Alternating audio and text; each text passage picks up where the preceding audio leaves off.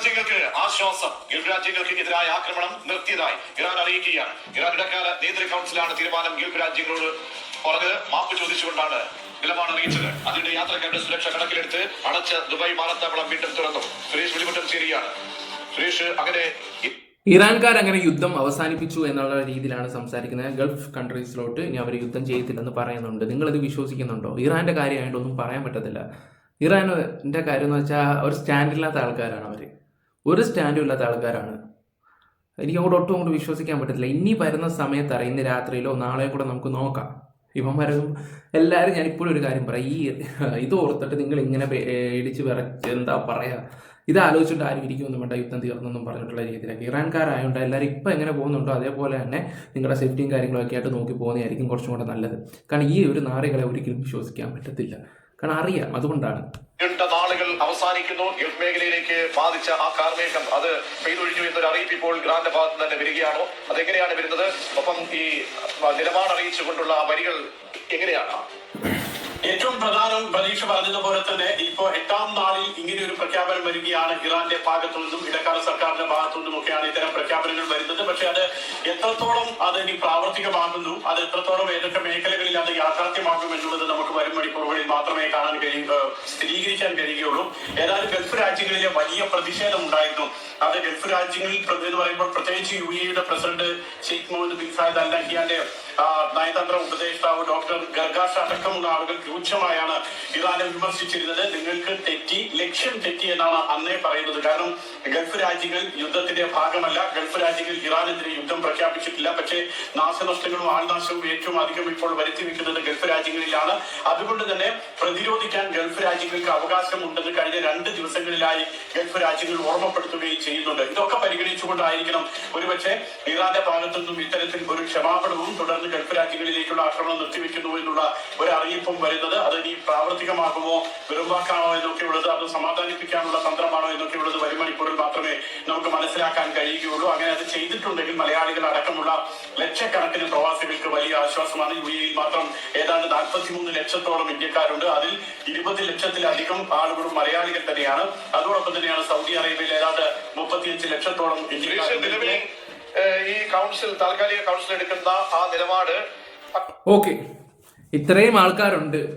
ഇപ്പൊ ന്യൂസിൽ തന്നെ പറയുന്ന ഒരു കാര്യമാണ്, ഇത്രയും ലക്ഷം കണക്കിന് ആൾക്കാരുണ്ട് എന്നുള്ള രീതിയിൽ. അതേ ഈ ന്യൂസ് പറയുന്ന ആൾക്കാർ തന്നെ കുറച്ച് ദിവസം മുമ്പ് എന്തൊക്കെയാണ് വിളിച്ച് പറഞ്ഞിട്ടുള്ളത്, അവിടെ തകർന്നു, ഇവിടെ തകർന്നു, മറ്റേ തകർന്നു പറഞ്ഞ് ഇവിടുത്തെ നാട്ടിലുള്ളവരെ ഭയങ്കര ഭീതിപ്പെടുത്തുമായിരുന്നു, ഭയങ്കരമായിട്ട്. നമ്മളതൊക്കെ കാണുമ്പോൾ ഇതൊക്കെ ടെൻഷൻ വെച്ചുകൊണ്ടായിരുന്നു കാണുകയൊക്കെ ചെയ്യുന്നത്. നമ്മുടെയൊക്കെ ഓരോരുത്തരൊക്കെ അപ്പോഴും എന്താ പറയുക, ഞാൻ അത്ര വീഡിയോ ചെയ്യണോ ചെയ്യണ്ടായെന്ന് ഇങ്ങനെ ആലോചിച്ചിരിക്കുകയായിരുന്നു.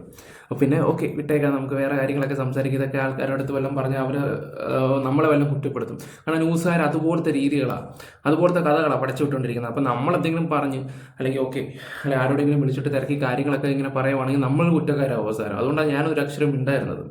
അതാണ് ഇന്നലെ എന്നാൽ പിന്നെ ഒരു വീഡിയോ ഇട്ടേക്കാമെന്ന് കരുതി. കാരണം എനിക്ക് ഒരാളെ മെസ്സേജ് അയച്ചിട്ട് ഇങ്ങനെ നല്ല രീതിയിൽ പറഞ്ഞു, നിങ്ങൾ ഈ രേണുസുതി അതും ഇതൊക്കെ പിടിച്ചുകൊണ്ടിരിക്കാതെ ഇതുപോലുള്ള കാര്യങ്ങളൊക്കെ ചെയ്യുമെന്ന് പറയുന്നത്. അങ്ങനെയാണ് ചെയ്യാൻ തുടങ്ങിയത് തന്നെ. ഓക്കെ, ചെയ്തു തുടങ്ങിയപ്പോഴത്തേക്ക് വലിയ കാര്യങ്ങളായിട്ടൊന്നും അവരുടെ സംസാരത്തിൽ നിന്ന് വലിയ പ്രശ്നങ്ങളും കാര്യങ്ങളൊന്നുമല്ല. ഈ ന്യൂസിൽ വരുന്നതിൻ്റെ അത്ര ഇല്ല.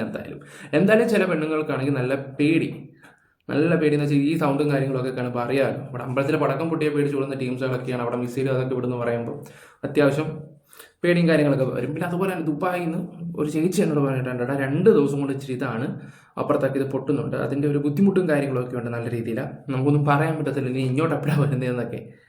ഓക്കെ, പിന്നെ അതുപോലെ തന്നെ അറിയാലോ, കുറേ ഇൻഫ്ലുവൻസേഴ്സ് തന്നെ വീഡിയോസ് ഇടുന്നുണ്ട്. ഇവിടെ അത്ര സീനായിട്ടുള്ള കാര്യങ്ങളൊന്നും ഇല്ല, ഈ ന്യൂസുകാർ പറയുന്ന പോലുള്ള ഒരു പ്രശ്നവും ഇല്ല എന്നും പറയുന്ന ആൾക്കാരും ഉണ്ട്.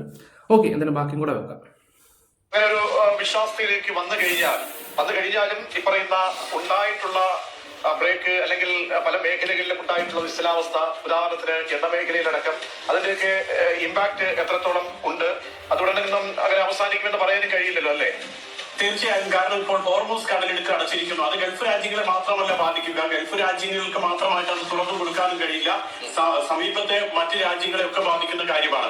അതുകൊണ്ട് തന്നെ ഗൾഫ് രാജ്യങ്ങൾ അല്ലെങ്കിൽ GCC എന്ന് പറയുന്നത് ആ മേഖലയിലെ 6 രാജ്യങ്ങൾ മാത്രമാണുള്ളത്. അതിനപ്പുറത്തേക്കും ഇപ്പോൾ അസർബൈജാൻ ഉണ്ട് ആ മേഖലയിൽ. അങ്ങനെ ആ മേഖലയിൽ അസർബൈജാനൊക്കെ നന്നായിട്ട് തന്നെ ഈ രക്ഷാപ്രവർത്തനത്തിന് സഹായിക്കുന്ന രാജ്യങ്ങളാണ്.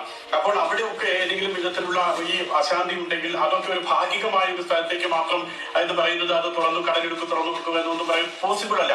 അതുകൊണ്ടാണ് ഞാൻ പറഞ്ഞത്, ഇപ്പോൾ ഗൾഫ് മേഖലയെ ആക്രമിക്കില്ല എന്ന് പറയുമ്പോഴും ഗൾഫിൽ തന്നെയാണ് അമേരിക്കയുടെ ഈ പറയുന്ന വ്യോമത്താവളങ്ങൾ അല്ലെങ്കിൽ നാവിക താവളങ്ങളൊക്കെ ഉള്ളത്. ആ നാവിക താവളങ്ങളിൽ ഒട്ടും ആക്രമിക്കില്ല എന്ന് ഇറാൻ പറയുന്നുണ്ടോ?